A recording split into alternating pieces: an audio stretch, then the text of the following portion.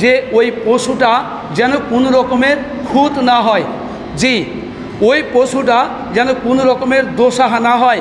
এক নম্বরে হচ্ছে ওই পশুটা যেন তার চামড়া কাটা না হয়, কান কাটা না হয়, ওই পশুটা যেন কানা না হয়, ওই পশুটা যেন একদম পাতলা দুবলা জীর্ণ শীর্ণ যেন না হয়, ওই পশুটা যেন একেবারে দুর্বল না হয়, ওই পশুটা এমন রোগা না হয় যেন সে চলতেই পারে না, এমন পশু দিয়ে কুরবানি করা যাবে না।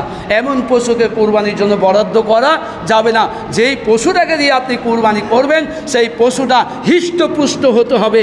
অনেকে বলে, বুবু যখন তুমি পশু কুরবানি দিবে, যেই পশুটা তুমি কুরবানি দিবে এমন হৃষ্টপুষ্ট পশু কুরবানি দিও বুবু, যেন তোমাকে হাসরের ময়দানে তোমাকে ঘাড়ে করে পুলসিরাত পার করতে পারে। জি, ওই বুবুর কথা সম্পূর্ণ মিথ্যা। জি, ওই বুবুর কথা সম্পূর্ণ মিথ্যা।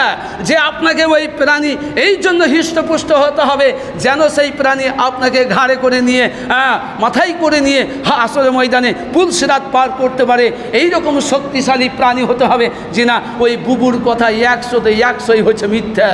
জি, আল্লাহর হুকুম, রসুলের হুকুম, যেই পশুটা আপনি কুরবানি দিবেন সেই পশুটা হৃষ্টপুষ্ট হতে হবে, মোটা তাজা হতে হবে, সুন্দরতম হতে হবে, রুচিকর হতে হবে, এমন পশুকে আপনি কুরবানি দিবেন।